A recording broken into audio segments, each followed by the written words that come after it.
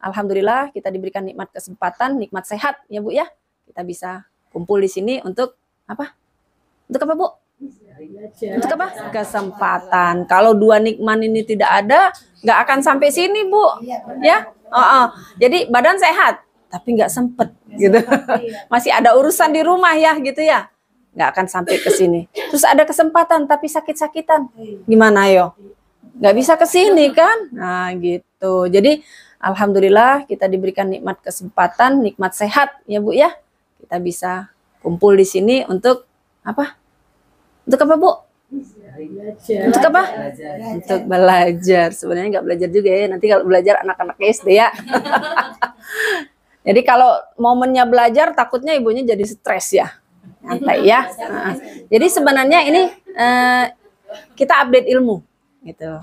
Supaya kita tahu, oh ternyata saya memiliki sakit ini. Jadi kan kalau kita tahu, sesegera mungkin kita cari jalan keluarnya gitu. Supaya apa? Supaya kita makin sehat ya Bu ya. Nah, alhamdulillah salawat dan salam tak lupa kita haturkan kepada junjungan kita Nabi Muhammad Sallallahu Alaihi Wasallam serta para keluarganya dan sahabat-sahabatnya ya, sampai kepada kita dan anak cucu kita yang insya Allah mendapatkan syafaat dari beliau ya Bu ya. Amin. Ibu-ibu gimana kabarnya? Alhamdulillah. Dahsyat gitu aja ya. Jadi yang simpel aja gitu. Insya Allah nanti kita diberikan bonus yang dahsyat gedenya gitu ya. Sehingga kita banyak bisa bersedekah gitu ya Bu ya. Menyambung yang ini ya Bu ya. Ini penyebab sakit ya. Stres, air kurang istirahat, imunitas lemah gitu ya Bu ya. Toksit. Dulu saya mengalami ini Bu. Ya. Karena tugas seorang bidan, tahu sendiri malam-malam lagi enak tidur digedor orang. Ya. Ada yang mau lahiran, udah resiko. 27 tahun Bu. Ya. 27 tahun saya jadi bidan ya alhamdulillah. Setiap malam itu digedorin. Ya apalagi waktu saya di desa ya. Di desa itu mereka nggak mau tahu gitu Bu ya. Yang penting dia ditugaskan di situ ya dia pokoknya melayani masyarakat di situ. Ya resikonya kadang malam jam 2, jam 1 saya harus naik perahu gitu ya Bu ya. Udah biasa gitu ya. Karena daerah Sumatera itu memang kebanyakan rawa ya. Sungai, rawa itu ya Bu ya. Alhamdulillah saya jalani selama 6 tahun ya di desa itu. Subhanallah banyak sekali kenangan gitu. Sampai ketika saya sudah berkeluarga, saya sudah punya anak-anak, udah anak-anak gede, saya pulang ke sana mampir. Masya Allah Bu Bidan, nggak ada lagi yang mau di sini kecuali anti katanya. Ya, jadi memang di sana itu daerah IDT ya Bu ya. IDT itu Impres Desa Tertinggal. Ya Bu udah tahu ya gitu. Bagaimana maaf ekonominya itu yang tengah ke bawah gitu ya Bu ya. Di sana itu berobat gratis ya. Kita aja yang ngeluarin kocek. Digantinya pakai apa? Pakai beras, pakai ikan, pakai sayuran, Bu. Padahal kita ngeluarin duit ya. Tapi tadi saya niatkan bismillah sedekah. Saya niatkan untuk menolong orang yang sakit ya. Nah, kembali ke sini ya, Bu. Stres, air yang kurang istirahat, imunitasnya yang kurang, toksit. Kadang kita suka maksa anak makan ya enggak? Terus ibu kalau udah banyak kerjaan lupa nggak makan? Ya, nggak kepengen kan? Ya, sudah kenyang. Ya, kenyang sama kerjaan. Hati-hati ya Bu, jangan melalaikan lambung. Ya, sudah banyak kejadian pasien-pasien saya yang meninggal dengan pengerasan hati. Nah, ya itu mulanya dari lambung. Ya, ciri lambung apa coba? Kembali lagi ke diagnosa telapak tangan ya. Jadi mendiagnosa penyakit itu kita taunya dari diagnosa telapak tangan sama anamnesa. Anamnesa itu kita bertanya sama pasien. Ya. Bu, saya suka mengalami kalau habis makan sakit perutnya, perih gitu ya. Nah, itu udah salah satu ciri ya. Ketika diisi bukannya membaik tapi malah sakit ya. Itu salah satu ciri dia punya masalah di lambung. Gitu. Apalagi ketika gini Bu, kebanyakan yang kasus pengerasan hati itu karena banyak konsumsi obat lambung. Nah, mau itu Milanta, mau itu Inpepsa, mau itu Proma, mau itu apalagi ya, banyak ya. Obat-obat mah itu kan banyak namanya ya. Saya sampai udah nggak hafal karena saya sudah meninggalkan. Saya udah murtad, Bu. Murtad obat kimia maksudnya ya. Nah, alhamdulillah sejak saya kenal HNI itu, saya sudah mulai pelan-pelan beralih ya. Dan alhamdulillah bisa, Bu, gitu ya. Kalau dulu kan saya, karena saya tahu ya, obat ini cesplong buat ini, obat ini cesplong buat ini.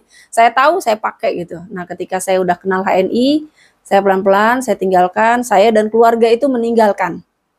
Ya, ya alhamdulillah kalau memang harus dirawat ya, kadang kita nggak bisa menolak yang namanya infus ya, gitu ya. Saya juga pernah dirawat gitu dan tidak menolak kemungkinan. Tapi ketika sudah sampai di rumah itu saya bilas lambungnya, ya. Nah, ciri lambung itu paling mudah, Bu. Di sini ada urat kehijauan. Daerah sini ya. Hijau. Sini, Bu, coba lihat di sini nih. Antara jari telunjuk sama jari tengah. Di sininya hijau. Ada garis. Ya.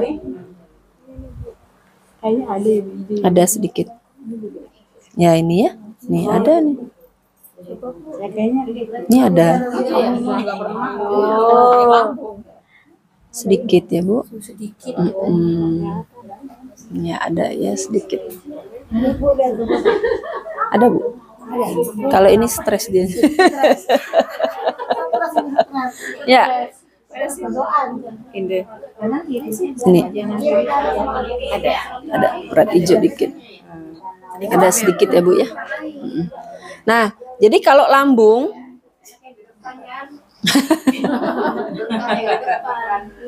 salah sendiri mau di pojok ya. Ini, Bu. Nah, ini sering masuk angin juga. Apa? Ini enggak di sini, biasanya di sini, Bu, daerah lambung itu.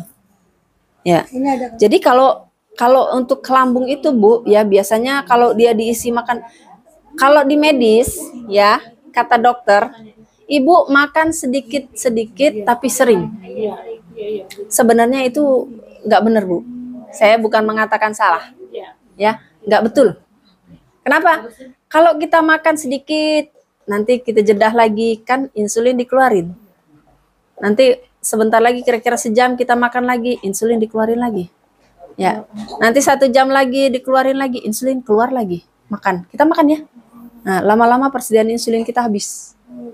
Kalau sudah persediaan insulin kita habis, nongol si manis. Tahu manis? Kencing? Manis. Harusnya layaknya kencingnya pahit. Ya, emang dicicipin? Enggak kan? Jadi kalau insulin itu sudah habis, pankreas sudah tidak bisa mengeluarkan lagi, kita butuh insulin dari luar. Ya, makanya ada yang obat dimakan saat suapan pertama. Suapan pertama dimakan sama nasi. Nah, ada juga obat yang setengah jam sebelum makan diminum, ya, obat kencing manis ya. Nah, kalau yang sudah parah dia harus disuntik. Nah, ya. Dan maaf ya, Bu, insulin itu ada 2 jenis, ya. Satu dari B2, ya.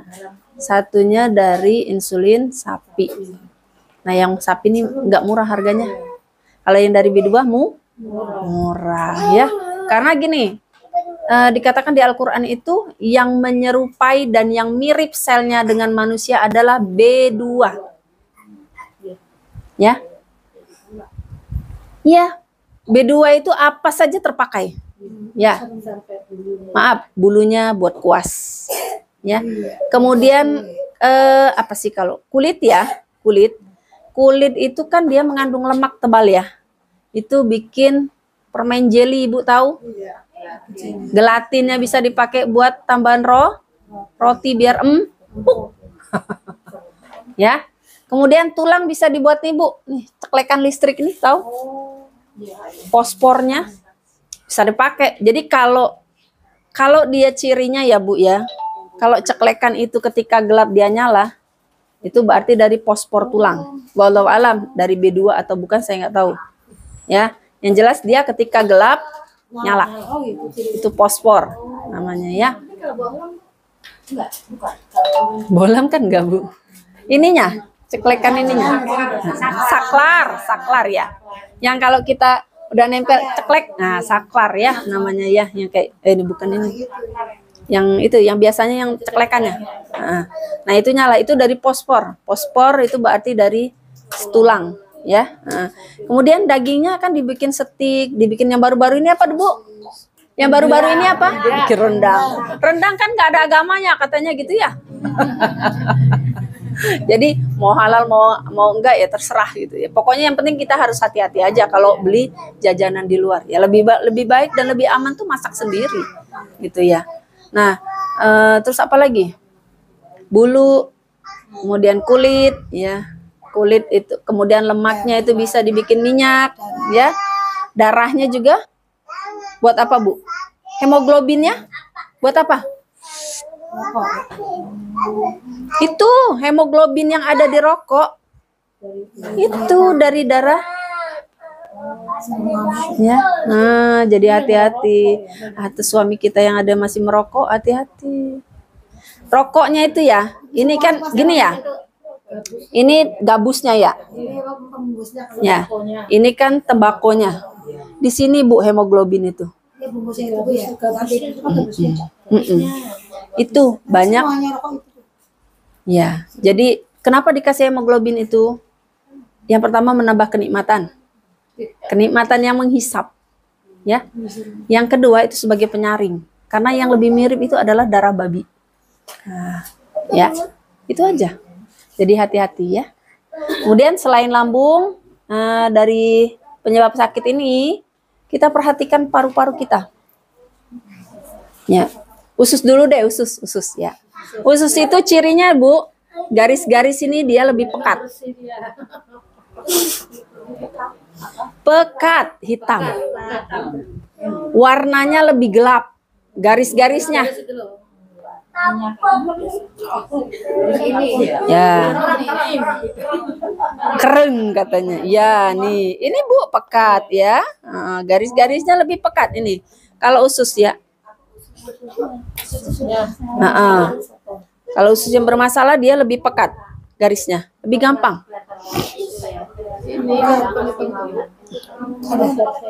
Ini masih kotor Mbak Endang, tapi sudah tipis ya. Mesti harus detox. Ini kamu punya ini ya, jantung ya? Masalah dengan jantung bengkok ini.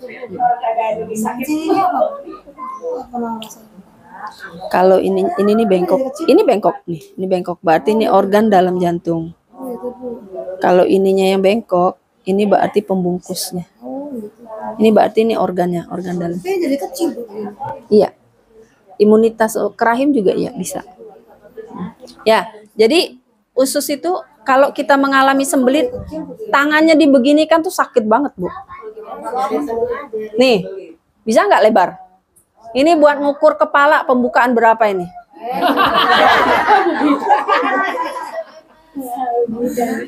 Kalau saya ini buat ngukur kepala. Jadi pembukaan berapa udah ketahuan. Ya, sakit banget ini, Bu. Kalau diregangkan kayak gini sakit. Nah, berarti dia mengalami sembelit. Ya. Nah, sakit kan? Sembelit itu nggak mesti harus nya keras, nggak. Ya. Encer juga bisa. Tapi kan dia mungkin BAB-nya jarang. Ya. Saya punya kasus belum bersih berarti. Ya, belum bersih. Iya. Masih harus dibersihkan. Jadi gini, kalau kita mau ngebersihkan usus gampang, Bu. Ya, setiap pagi usahakan minum 2 gelas air hangat. Ayo yang nggak bisa minum air hangat. 2 gelas yang belimbing apa yang pegangan? Belimbing aja, Bu. 500 mili. Oh, 500 mili. Berarti 1 liter ya? Setengah. Enggak, setengah liter. 2 gelas itu Satu gelas tuh 250. Ibu minumnya tuh, kalau ini kan 200 berapa nih? 40 ya? 40, berarti 2 kali 240. 2 kali inilah, tambahin sedikit lagi, gitu. Nggak apa-apa. Ya, tapi syaratnya harus air hangat ya, jangan air dingin. Nah. Makanya harus punya termos. Yang kecil aja udah cukup. Yang penting buat besok subuh bangun tidur kita minum air hangat ya. Ya pokoknya air hangat, mau air dispenser, mau air apa kek, yang penting air hangat. Ya. Nah, jangan hangat-hangat kuku, hangatnya agak panas dikit aja. Kayak kita bikin EGM. Nah, ya. Jadi kalau kita sudah mengalami masalah usus ya Bu ya, biasanya ini hitam, terus ini dibeginikan itu luar biasa tuh, nggak ringan rasanya ya. Kalau ininya yang bengkok ya, bisa jadi ini usus bagian dalam, jari manis ya. Ya, ini bisa jadi usus 12 jari, bengkoknya parah Bu.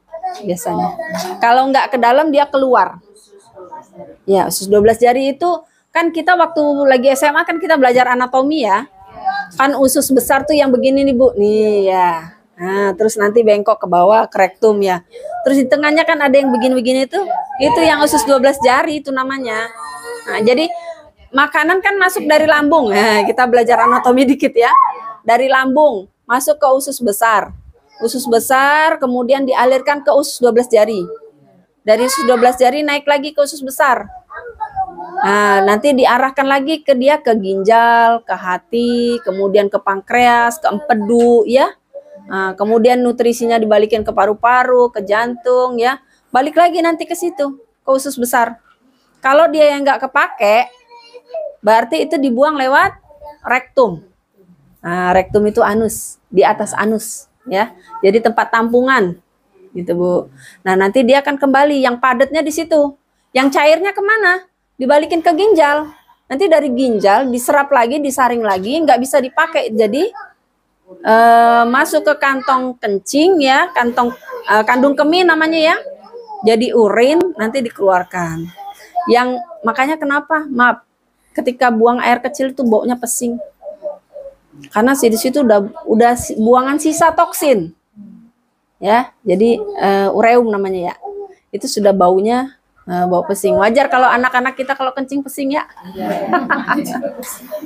Karena sisa-sisa racun di situ ya Bu ya.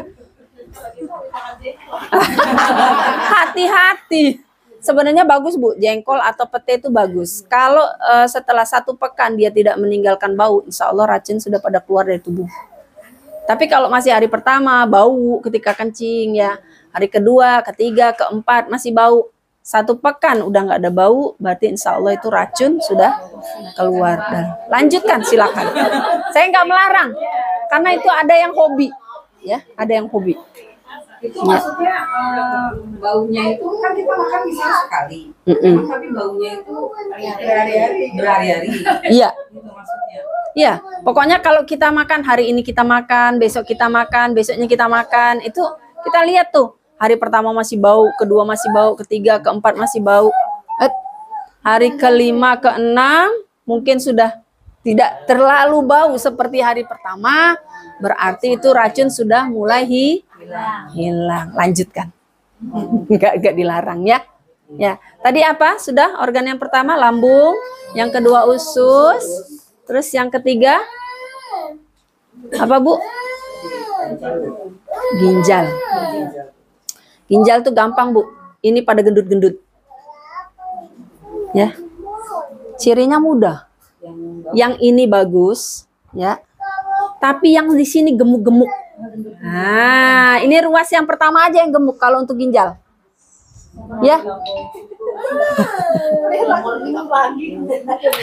Enggak. Cuma ini bengkok ini. Kalau bengkok apa tadi? Usus 12 jari. Usus 12 jari. Ya, jadi ininya biasanya gemuk-gemuk. Nah, untuk sakit ginjal. Enggak. Terus ininya Yang di sini Semuanya gendut.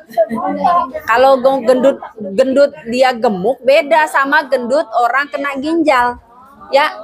Kalau ginjal itu seperti ada air di dalamnya itu. Menggelembung seperti air, ada air. Enggak.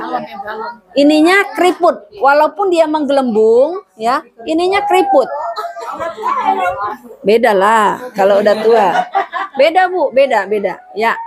Ininya ngegelembung, tapi dia keriput. Itu tanda kekurangan air.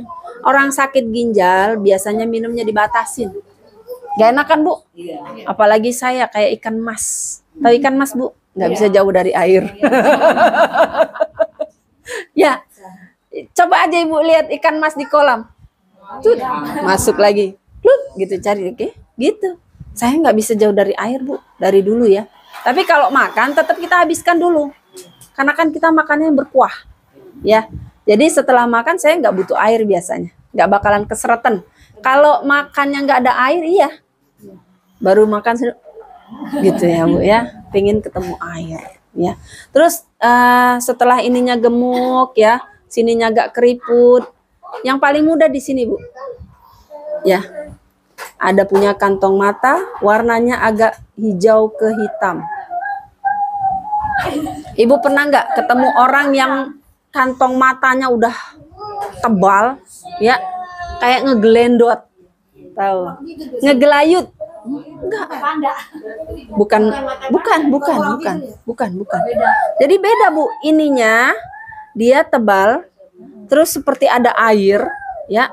Warnanya agak gelap, agak kebiru-biruan biasanya, kebiruan agak kehitaman.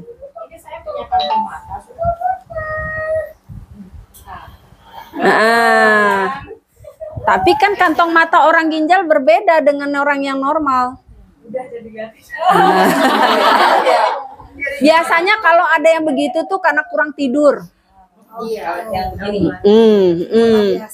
Ya, kurang tidur ya. Sudah wayanya istirahat maksa melek. Coba emak-emak siang ngantuk, itu pengen rebahan. Duh, gosokanku, jemuranku, gitu ya. Otaknya lari ke situ. Ya. Kalau saya mau ngantuk tidur aja, ngapain gitu. Lah masalah orang jemurannya ada di atas, nggak kehujanan ya. Tapi kalau yang punya jemuran di luar, itu kan kepikiran ya. Makanya Bu, ketika kita ada kenikmatan saat kita nguap, ya, itu berarti otak tuh sudah ngirim sinyal. Nih gue pengen istirahat nih. Ya, udah jangan di ini lagi Bu, jangan dipaksain melek lagi. Kalau udah pengen, biar 5 menit aja. Ya, yang penting rehat. Nah, hati-hati. Kalau yang habis makan tidur, hati-hati ya. Hati-hati, nanti si manis mendatangin Anda. Ya, gini Bu, kita makan, itu kan isinya karbohidrat ya. Nah, kalaupun ada protein, tapi nggak sebanding dengan karbohidrat, iya nggak? Ada vitamin mineral sebanding nggak dengan karbohidrat? Enggak. Ada lemak sebanding nggak dengan karbohidrat? Yang betul Bu, nasinya sedikit, sayurannya banyak, lauknya banyak, ya, kemudian buahnya juga banyak. Makan buah setengah jam sebelum makan, itu yang bagus, ya. Nanti setelah setengah jam, silakan Ibu mau makan nasi, nggak apa-apa. Dengan catatan banyakin sayurnya ya. Orang Indonesia itu banyak nasi daripada sayur dan lauk, Bu. Iya kan? Iya. Ngaku. Saya kalau makan ikan, Bu, nggak dibohongin ya. Ini kalau saya pas pulang kampung, ikan di sana tuh kan manis ya. Manis lagi, udah gitu masih hidup. Ya. Itu kalau beli ikan tuh 2 kilo, itu saya sama suami makan sekali makan. Karena ikan di sana gede-gede. Terus manis rasanya, Bu. Ya. Pokoknya digoreng. Jadi makan nasinya itu kalah. Kalah sama ikan. Ya. Lagian kalau di kampung itu kan makannya guyup ya. Tahu guyup, Bu? Rame-rame bareng gitu ya. Kalau kita di sini kan makan paling ada anak, ada suami, itu pun kadang makan misah-misah. Kata anaknya, aku mau makan duluan, Mi. Udah makan. Enggak gitu ya. kita akhirnya nggak ada teman. Yang jadi apa? Malas makan kan.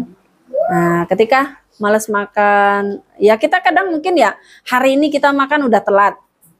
Makan siang harusnya itu jam 1. Ya.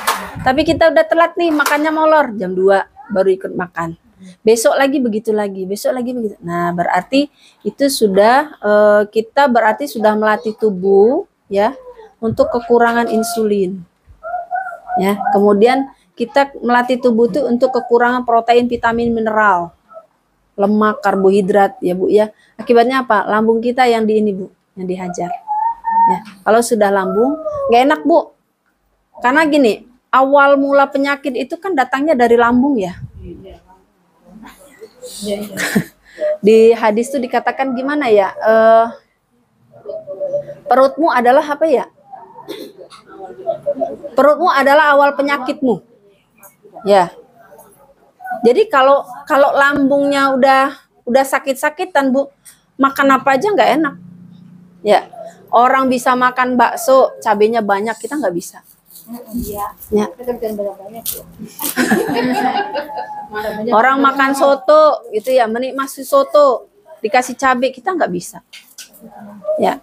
Jadi yang enak itu kan selagi kita sehat, makan nikmat, ya Bu ya, dinikmati. Ininya nggak usah ikut-ikutan, ya Bu. Jadi kalau ini, tar dulu karena saya pernah punya pasien ada 2 orang ya, kasusnya sama pengerasan hati semua ya. Itu awal mula dari lambung. Dia sering konsumsi obat lambung. Jadi kalau pekerjaannya belum kelar, belum mau bisa makan pagi Bu. Makanya nanti makan jam siang. Jam 10 ketika berasa dia minum obat lambung. Berasa lambungnya, minum obat lambung. Udah nanti terus sampai makan-makan tuh siang. Itu sudah pola bertahun-tahun. Nah, ketika ketahuan fungsi hatinya itu ya tinggal 40%. Berarti yang 60 sudah mengeras. Tinggal 40%. Semakin dihajar obat kimia, semakin jadi. Ya. Ya almarhum Bu dua-duanya. Ya. Makanya kita harus jaga karena awal mula penyakit itu bermula dari lambung kita. Kalau lambungnya sehat, insya Allah semua organ sehat. Ya. Jadi tadi lambung, kemudian usus, ginjal, ya, kemudian paru-paru, ya. Paru-paru itu ada garis hijau. Sini Bu. Ya di sini itu ada garis hijau. Kalau sini stres. Kalau di sini stres Bu.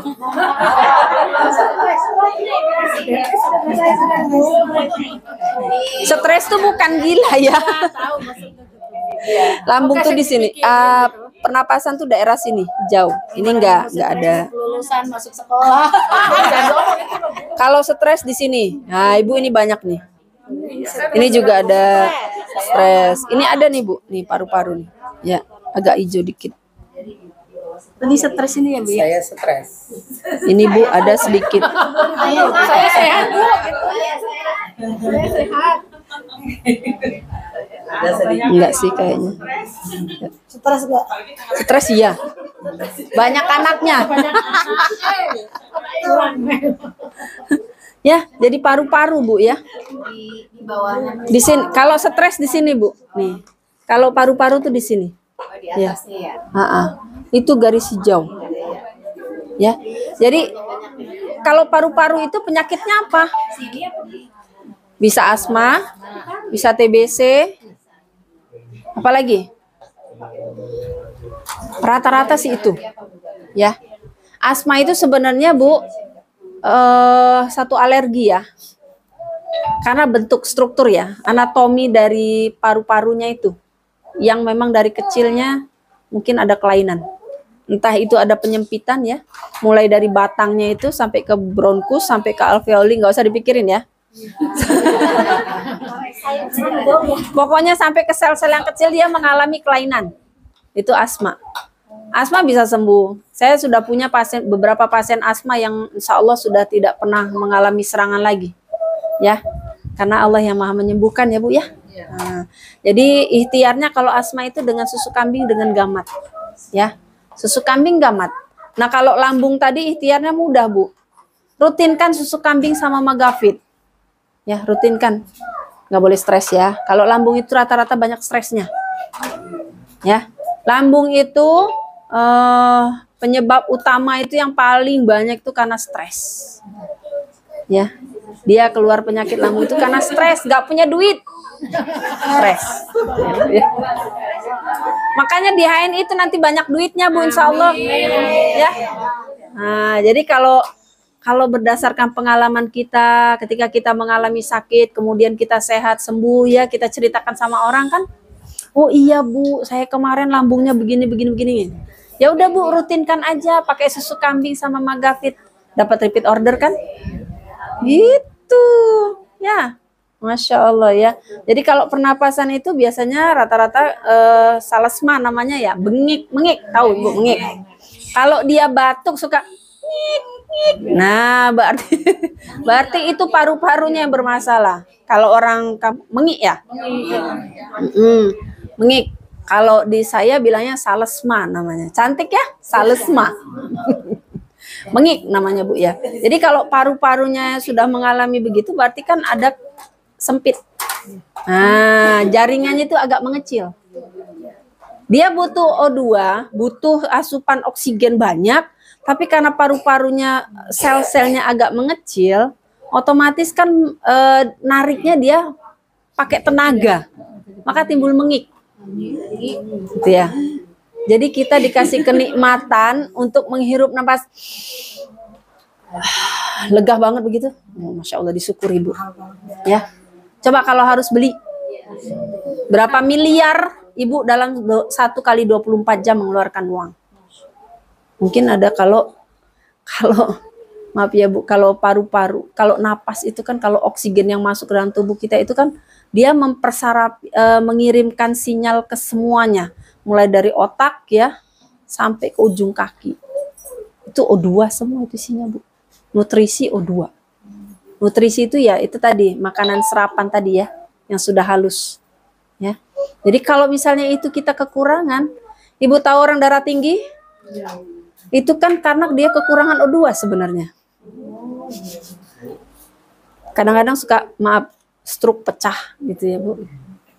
Itu gara-garanya apa? Darah mengental. Dari sini ya Bu, dari daerah sini mau naik ke atas itu dia memompanya setengah perjuangannya itu luar biasa. Karena darahnya kental, akibatnya nggak masuk ke otak. Yang di otak udah megap-megap begini Bu, dos, pecah. Iya, kayak orang semutan lama-lama pecah. Kalau sudah pecah itu nggak harus jatuh Bu. Stroke tuh nggak harus jatuh. Ya. Tapi rata-rata orang stroke itu kejadiannya itu kalau nggak subuh, ya. Kebanyakan itu karena saat ke kamar mandi. Mungkin saat dia mandi nggak tahu step by stepnya, guyur aja gitu ya Bu ya. Nah ketika guyur aja dari sini kan kaget, gitu. Ya ibaratkan kita kalau dikagetin orang gimana sih, gitu ya. Sama otak kita juga bisa kaget, ya sistem kejut katanya gitu ya. Jadi kalau kita mandi itu kan dari kaki dulu kita siram, pelan-pelan aja Bu. Naik ke atas. Coba kalau Ibu siram bagian dada. Gitu enggak? Nah, bagaimana dengan otak kita? Ketika disiram air dingin, pasti ngaget. Ya. Iya, jadi sebenarnya mandi subuh itu bagus Bu. Mandi air biasa suhunya ya, bukan air panas atau air dingin es, bukan ya. Suhu ruang lah istilahnya. Itu bagus. Kenapa? Untuk merangsang peredaran darah. Ya, jadi kalau kita mandi itu kan ketika kita siram seperti ada rasa yang ngalir ya, set kaget gitu pas jantung, pas bagian di sini disiram itu kan jantung kita kaget gitu ya, memompa, set gitu Bu. Jadi darah yang dikeluarkan itu jumlahnya lebih besar. Ya, nah kalau seandainya mandi langsung begitu, ya otak ini tadi kan dalam keadaan dia panas Bu. Nggak siap kena air, didinginkan mendadak, coba kaget ya. Jadi kalau kejadian orang darah tinggi itu darahnya kental ya. Kalau darah kental itu butuh dicairkan ya. Kemudian organ yang kelima itu jantung ya. Jantung kalau ininya yang bengkok, berarti ini ya, ininya yang bengkok, berarti ini organ dalam jantungnya ya. Entah itu pembuluh darahnya, pokoknya ya di dalam. Kan jantung itu seperti ini ya Bu, gambarannya ya. Seperti hati tapi nggak ke hati banget gitu loh.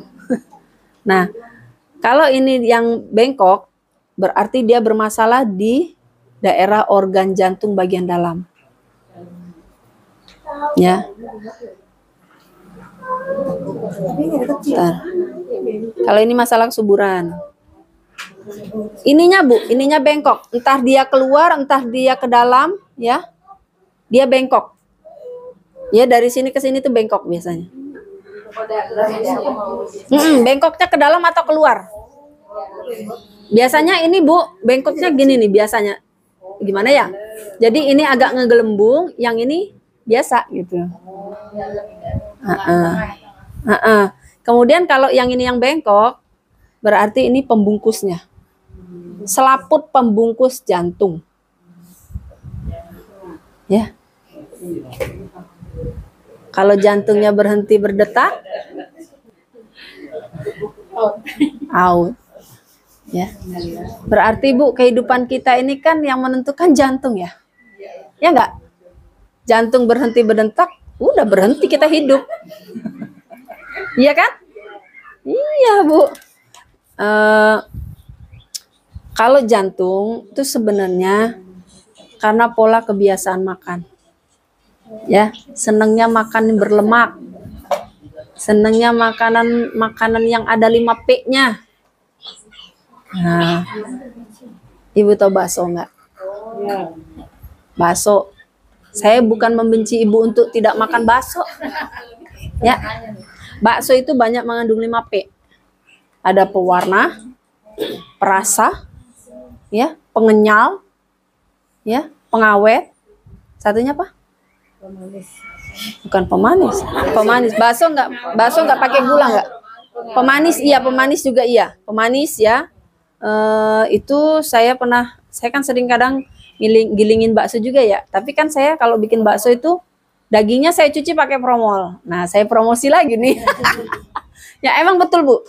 Setelah daging saya potong-potong ya, dicuci bersih, kemudian saya rendami ke air bening promol ya. Air biakan beningin promol. Itu darahnya keluar semua Bu.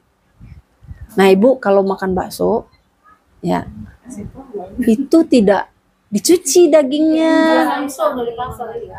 Jadi Ibu makan darah. Ya. Udah gitu kan daging itu kan kita nggak tahu ya, karena nggak dicuci kan kita nggak tahu kebersihannya ya. Tapi kalau daging itu kita cuci, ya, direndam aja sama promol Bu, nggak apa-apa Bu. Direndam promol 2 jam. Kalau kata orang Jawa ditusken. Nah, disaring yang saringan bolong-bolong itu ya Bu ya, ditiriskan. Udah ditiriskan aja di dalam kulkas. Besok pagi digiling nggak rusak nggak. Saya udah sering begitu.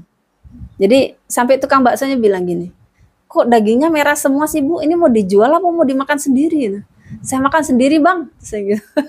Lah ngapain saya mau jual kata saya gitu. Saya enggak. Nah, saya sendiri kan udah tahu prosesnya. Kita udah tahu sehatnya. Kok masih kita meracuni diri sendiri? Gitu. Kata siapa? Pernah dengar katanya bagusnya nggak dicuci. Kalau mau dimasukkan ke dalam freezer, taruh dulu, nggak boleh dicuci ya. Setelah kita plastikin, taruh dulu di ruangan biasa. Sekitar 6 jam. Baru nanti Bang masukin di freezer. 6 jam. Enggak, kan udah ditaruh di kulkas di bawahnya itu loh. Bukan di freezernya langsung. Ya, suhu dingin kulkas yang biasa itu loh bagian bawah. Terus kalau kita mau mengencerkan jangan disiram air. Ya, tapi keluarin aja dulu sampai dia benar-benar hilang batunya ya. Walaupun masih dingin tapi nggak terlalu dingin boleh baru kita cuci. Gitu. Kenapa nggak boleh langsung pakai air dingin? Bingung kan? Bu, air itu kan ada bakterinya kan? Ya. Jadi kalau kita mendinginkan daging tadi pakai air, berapa banyak bakteri yang masuk ke dalam pori-pori daging tadi. Tapi seandainya taruh di plastik, dia dibungkus terus ini ada air. Direndam di air, yang penting plastiknya nggak bolong. Boleh silakan. Tapi memang butuh waktu ya. Nggak apa-apa, bersabar aja. Ya. Iya, betul. Ya. Jadi kalau ininya bengkok ya, berarti dia pembungkus jantungnya ya. Kalau ini yang bengkok berarti organ jantung bagian dalam. Nah, sebenarnya dari 5 organ ini apa sih sebenarnya untuk obatnya gitu ya. Kalau usus tadi kita colon cleansing dulu, Bu. Kita bersihkan dulu. Ya. Kita bersihkan, banyak pilihannya. Ya, bisa pakai steam fiber, boleh. 10 hari, dosis 3 kali 1 kalau mau lewat jalan tol. Nah, ya, steam fiber 3 kali 1 itu kalau kita mau yang cepat selama 10 hari. 10 hari. Ya. Itu minumnya 1 jam sebelum makan, pokoknya pagi, siang, sore. Kalau kita mau cepat lewat jalan tol, ya. Tapi kalau mau yang biasa, boleh 2 kali, pagi sama sore, boleh 2 kali. Dibarengin banyak minum ya Bu, 1 jam sebelum makan. 1 jam sebelum makan, ya. Banyakin air putih. Kenapa? Kan Ibu mau colon cleansing, jangan minum air dingin. Mulai sekarang tinggalkan deh kebiasaan minum air dingin, ya. Banyak nggak bagusnya. Banyak nggak bagusnya, saya nggak melarang sebenarnya, tapi banyak nggak bagusnya, ya. Es teh manis, teh botol enak, ya. Air putih suhu biasa aja.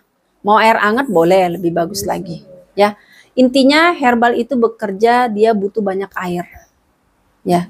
Kalau mau yang lebih enak lagi Bu, ada colon cleansingnya, spirulina. Sekalian buat ngurusin. Spirulina 2 kali 3. Biosir 3 kali 3. Madu ya. Madunya madu yang bening aja, jangan madu SC ya. Mau madu multiflora boleh, tapi kalau saya lebih seneng multiflora. Multiflora pagi sore aja. Mau 2 kali 2 sendok boleh ya. Mau 2 kali 1 sendok boleh, silakan. Kemudian sepel. Nah, kan enak kan ya? Kita colon cleansing sekalian untuk diet kurus. Insya Allah bisa. Ya. Tinggal tergantung mindsetnya. Tujuannya buat apa? Gitu ya. Nah, kalau yang 4 ini saya lebih seneng yang 4. Lebih seneng juga yang 1. Tinggal tergantung Ibu maunya yang mana. Hah? Sepelnya 2 kali 1 aja. Cukup. Jadi gini Bu. Kenapa saya kasih biosir? Kenapa? Itu kan ada pilihan ya. Ada yang bisa pakai steam fiber, ada yang nggak bisa. Ya. Kalau yang nggak bisa, biasanya saya kasih yang 4 ini. Karena pada dasarnya ketika kita program pembersihan usus ya, terlalu banyak lengketnya, terlalu keras ya, yang lengket dalam ususnya itu kan butuh tenaga untuk melepaskan ya. Kalau yang 4 ini matching sebenarnya Bu, ada yang melembekkan, ada yang ngerokin ya, ada yang mendorong ya, ada yang menutrisi usus. Nah, spirulina ini menutrisi ya. Sepel mendorong, kemudian biosir untuk melembekkan. Satunya lagi apa? Madu. Madu itu untuk membantu kerja biosir. Ya, jadi dia yang keras-keras tadi dikerok, dilunakkan, kemudian didorong. Nah, spirulina menutrisi usus sehat. Ya, Bu. Iya, barengan. Ada yang tidak bisa minum steam fiber Bu, ada. Ya, saya punya pasien apa ya kemarin diagnosanya ya. Pokoknya intinya ususnya udah lengket, lambungnya kelet katanya gitu. Lambungnya itu lengket. Ketika dimasukin, Sini-sininya di mana, Bu? hmm? Kalau nggak cocok minum itu di mana gitu? Nah, ini saya baru mau bahas. Sabar ya Bu, penasaran dia. Jadi ketika sudah minum steam fiber, dia malah sakit kayak ditusuk-tusuk katanya. Keringet dingin. Habis minum steam fiber Bu. Terus keluar darah ketika BAB. Nah, saya bilang, Bu, ini sudah ada perlengketan, kata saya. Entah ini di lambung, entah di usus. Pokoknya sudah ada perlengketan.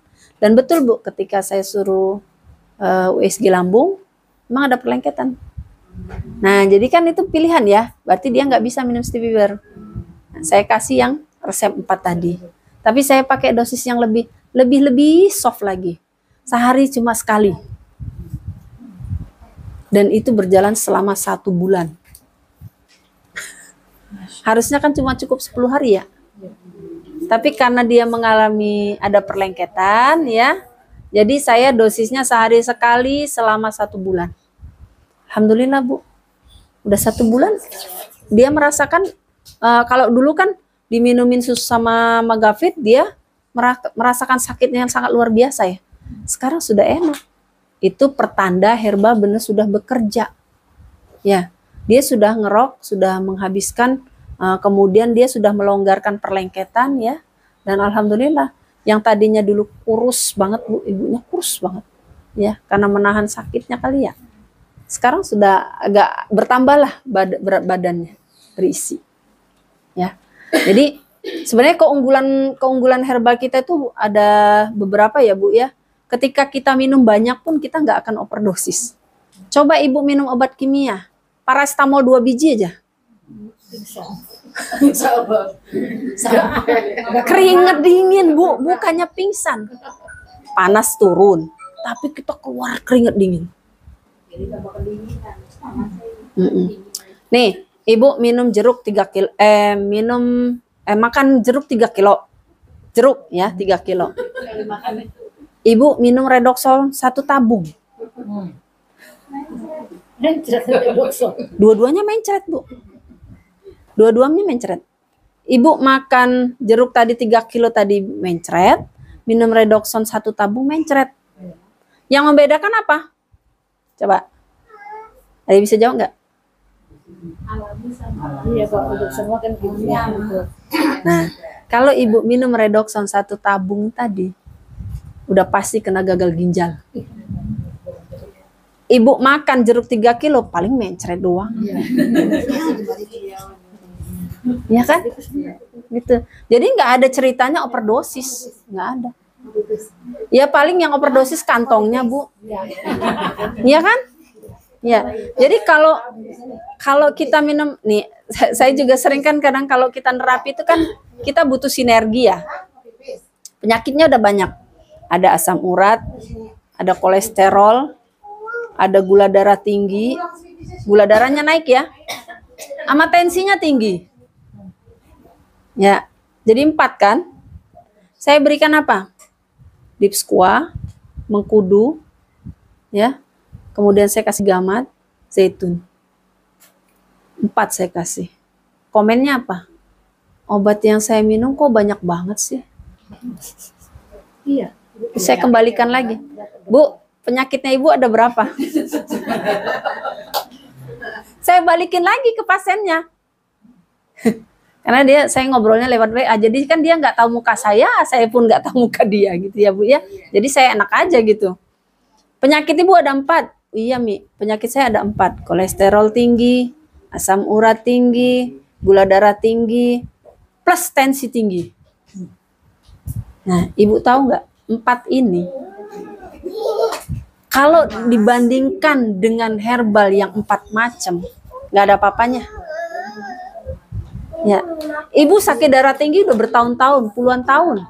Ya, darah tinggi itu dipicu dari mana? Kata saya gitu. Itu dipicu dari kolesterol. Kebiasaan makan Ibu gimana? Ibu senang makan yang bersantan, senang makan yang berlemak, senang makan gorengan, senang makan sate. Gitu ya. Jangan makanannya yang disalahkan ya. Nah, sebenarnya prosesnya. Sate itu kan dibakar. Ya, ketika diasap Ya Bu, dibakar gitu. Kan ada gosong-gosongnya. Ada karbonnya kan. Kena ke daging. Ya. Itu dia bikin toksin di dalam tubuh kita. Ya, dia bisa menyebabkan kanker, Bu. Hati-hati. Kosongnya. Bukan yang gosongnya, prosesnya. Prosesnya. Gosongnya saya nggak tanya, prosesnya. Kan itu dipanasin, dibakar dengan arang. Arang itu kan mengeluarkan karbon. Karbon masuk ke dalam daging, kita makan. Ya, dulu saya paling suka sama sate, Bu. Paling suka. Dibakaran di teflon tuh enggak gitu. Nah, kalau di teflon kan beda ceritanya, Bu. Ini yang saya bilang bakaran pakai arang.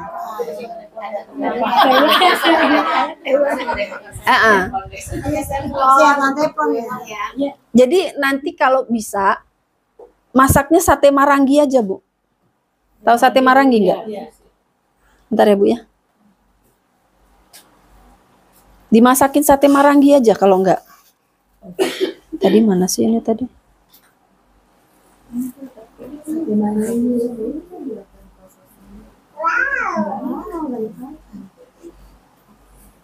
Kalau sate marangi itu kan berarti satenya tuh dimasak bumbu dulu. Ya. Jadi saya kalau dia daging sapi nih, saya potong-potong dulu. Saya kasih nanas biar agak cepat empuk ya. Terus saya kasih bumbunya. Jadi nanas saya parut di dalam bumbu. Di ini dulu, didiemin dulu, dimarinasi ya. 30 menit baru saya masak. Dimasak, sudah rada empuk ditusukin. Nah, udah deh kita siapin teflon. Kasih blue band dikit ya. Cemplung di situ. Lebih baik kayak gitu, Bu. Kalau sate kambing bisa, nggak apa-apa. Kalau sate kambing itu dia lebih cepat empuk lagi, Bu.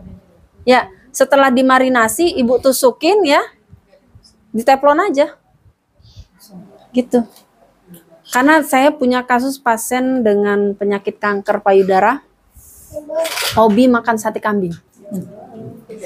Sudah 3 kali operasi, itu PAM namanya ya. Jadi ada penyakit namanya PAM. Nggak usah tahu panjangannya Ibu. Pokoknya penyakitnya ada benjolan di dalam payudara. Gitu aja. 3 kali dioperasi, ya. Ternyata diagnosa yang terakhir kena kanker. Punya usut saya iseng, Bu, nanya. Ya. Bu, Ibu hobi makan apa sih? Kata saya gitu. Saya mah segala makan apa Bemi? Katanya gitu. Terus tanya, Ibu senang makan sate nggak? Saya yang pertama saya tanya tuh makan sate. Kalau makan sate bisa 30 tusuk. Sate kambing, Bu. Bukan sate ayam, bukan. Ya, 20 tusuk. Itu dia nggak pakai nasi. Dia nggak pakai nasi, sate tok. Ya. Oh, kata saya. Berarti ini penyebabnya saya. Cuma saya kan nggak bilang sama pasiennya ya. Dan alhamdulillah ya sudah almarhum juga, Bu. Almarhumah ya. Makanya ayo ya giatkan kita masak sendiri deh di rumah. Ya, Bu. Kalaupun nggak sempat masak, mungkin ya sesekali beli nggak apa-apa, Bu. Tapi minta tolong dicuci lambungnya. Ya, dibersihkan, intinya dibersihkan. Ya. Kalau misalnya kita nih kondangan, kan kita nggak mungkin bawa nasi sendiri gitu ya, Bu ya. Nggak bisa. Kalau kita kondangan ya mungkin makan di tempat, nanti dibilas dengan banyak konsumsi air putih. Karena gini, masak seenak apapun pasti ada penyedap. Mulai dari sekarang pelan-pelan tinggalin penyedap, Bu. Dulu zaman kita kecil, emak kita nggak pakai gitu, enak aja. Gula garam, gula merah, kasih garam kan enak aja.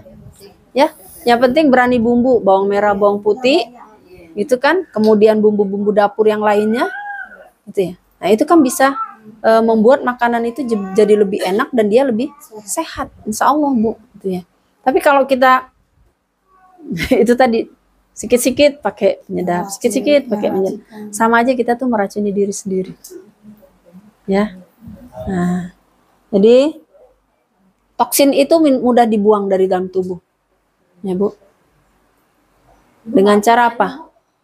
Yang tadi. Kolesterol, asam urat tuh obatnya apa yang kata Ibu tadi? Masa nulis. Saya kasih apa? Gamat. Dipsqua. Dipsqua. Mm. Zaitun. Tadi apa satu lagi, Bu? Mengkudu. Boleh mengkudu, boleh laurik. Salah satu. Ya. Tapi jangan kaget nanti kalau pakai laurik mungkin yang punya asam urat tinggi itu makan sakit ya. Awalnya. Nggak apa-apa, Bu. Terusin aja. Ya. Nah, kalau misalnya body kita sudah sehat ya Bu, mulai dari mulut, kan kita udah pakai PGH kan? Ya, berarti kan kita sudah merancang untuk mulut dan gigi kita menjadi lebih sehat kan? Nah, kita pakai PGH setiap pagi ya. Kemudian ketika dia ikut terakumulasi ke dalam tubuh, itu kan sudah bagus sebenarnya. Karena dia tidak mengandung fluoride ya. Jadi aman ke lambung kita, nggak bakalan sakit perut. Ya, selama ini kan kita dicekoki racun ya. Pakai pasta giginya yang ada fluoride. Katanya fluoride memperkuat gigi. Sebenarnya itu bohong. Ya, dia membuat kropos email gigi kita bagian dalam. Bukan email yang di itu ya Bu, di HP ya. Jadi yang bagus tuh gigi itu bukan warnanya putih kalau mau tahu. Tapi agak kekuning-kuningan. Itu emailnya masih bagus. Kalau yang giginya putih banget itu Bu, ada kan? Jadi Ibu nggak usah minder giginya agak kuning, nggak apa-apa. Justru itu bagus sebetulnya kalau mau tahu. Nah ya, email giginya masih bagus. Tapi kalau dia warnanya putih, sekarang kan ada ya zat pemutih ya. Hati-hati ya. Nanti akarnya itu nggak akan kuat ya Bu. Kropos bagian dalam, nah buat gigit daging nggak bisa. Kalau sudah kropos bagian dalam itu udah nggak bisa dipertahankan Bu. Ujung-ujungnya ompong belum masaknya, ya sudah habis sebelum masaknya. Nah kemudian imunitasnya harus dikuatkan. Ini dengan apa Bu? Dengan kita konsumsi herba, ya. Ada extra food, kemudian ada sari kurma, ya. Ada madu SC, ada madu multiflora, ada madu habat, banyak pilihannya. Ada zidafit, bisa dinaikkan dari situ Bu ya. Yang jelas ketika kita imunitasnya turun, biasanya kan saat sakit itu kita pengennya minum yang lebih banyak biar cepat sehat ya. Gitu. Jadi kalau minum herbal itu saat kita sehat itu kita sudah membangun imunitas kita. Tapi kalau Allah memberikan sakit itu rezeki sebenarnya. Ya, minum herbalnya harus lebih banyak lagi. Biasanya kita di eman-eman 2 aja cukup. Nah ya, tapi saat kita sakit dinaikkan 2 kali lipatnya. Berarti minum berapa ini sekali minum? 6. 2 kali lipat dari angka 2. 2 kali 2 4 tambah 2 6 kan? Gitu. Dan disesuaikan ya Bu. 10 kg berat badan berarti dosisnya 1. Kalau berat badannya 50 kilo, berarti dosisnya 5. Berat badannya 70, berarti 7. Tinggal ngitung aja. Ya. Jadi 10 kg berat badan, 10 kg berat badan itu dosisnya 1 kapsul. Nah, sudah tinggal mikir aja. Ya, Nah, kurang istirahat. Ibu sendiri yang bisa mencari waktu untuk istirahat. Ya, ketika sudah mulai nguap-nguap ini. Habis Isya gitu ya Bu ya. Kita makan itu usahakan jam 5 sebelum maghrib dah makan sore. Usahakan gitu Bu ya. Nah, nanti sebaik-baiknya tidur itu 3 jam setelah makan. Tidur malam. Ya. Jadi kalau kita sudah dikasih nih nguap, habis Isya nguap nih. Nah, nggak kuat kayaknya, udah tidur aja Bu. Nonton sinetron, jangan Ibu, ya. Harusnya usia udah bertambah tuh udah nggak usah nonton sinetron Bu. Hiburan ya. Jadi sebenarnya kalau kita itu sebenarnya otak tuh sudah mengirim sinyal, ya. Gue ngantuk nih, gue pengen istirahat nih, ayo tidur gitu ya. Udah sinyal itu sebenarnya Bu. Maka tidurkan. Ya, jangan dipaksa lagi melek Bu. Ujung-ujungnya nanti kalau masa ngantuk itu sudah lewat, susah tidur. Nah, apalagi kalau sudah maaf ya, sudah 50 tahun ke atas itu kan. Kadang-kadang gini, saya punya pasien 65 tahun. Bu, saya susah banget tidur, katanya gitu. Saya bilangnya mak ya, karena dia udah lebih tua. Saya bilang, mak, ngapain mak kalau malam, kata saya. Iya, kalau habis Isya itu kok aku susah banget tidur. Emang mak aktivitasnya apa habis Isya? Aku nonton TV. Ya wajar aja mak, kata saya. Mak gak bisa tidur nonton TV, ngantuknya udah lewat, kata saya gitu ya. Jadi kalau emak udah nguap-nguap, ayo mak tidur. Alhamdulillah Bu, sekarang bisa dia tidur. Ya, jadi kalau yang untuk insomnia susah tidur ya Bu ya, obatnya gampang Bu. Siang itu jangan ditidurkan. Ya, siang jangan ditidurkan. Nanti malam abis Isya nguap-nguap tidur, tapi sholat Isya dulu ya. Jangan ditinggalkan ibadahnya ya. Kemudian air yang kurang ini diatasi dengan cukup minum. Ya, herbal butuh. Ketika kita konsumsi herbal itu kita butuh banyak air ya. Jadi kalau ada orang minum herbal, kok saya malah susah BAB? Ya, kok badan saya kok kayaknya rasanya kram-kram? Itu ya Bu. Kok rasanya kesemutan? Itu ya. Itu kan berarti bertanda tubuh tuh kurang air. Saat herbal bekerja, tubuhnya kurang air, maksa jadinya Bu. Maka timbullah yang namanya semutan, kram ya Bu ya. Rasa nggak nyaman gitu ya Bu ya. Itu karena kekurangan air. Nah, stres ya pokoknya ketika Ibu punya masalah, ya Bu, ceritakan sama orang yang amanah. Kalau enggak ngadunya sama Allah aja. Ya, jangan cerita sama teman yang ember. Bocor nanti Bu. Ya. Jadi kalau misalnya Ibu sudah cerita nih sama teman yang amanah ya Bu ya. Kok saya kayaknya rasanya masih kurang ini deh. Cerita sama Allah sambil nangis.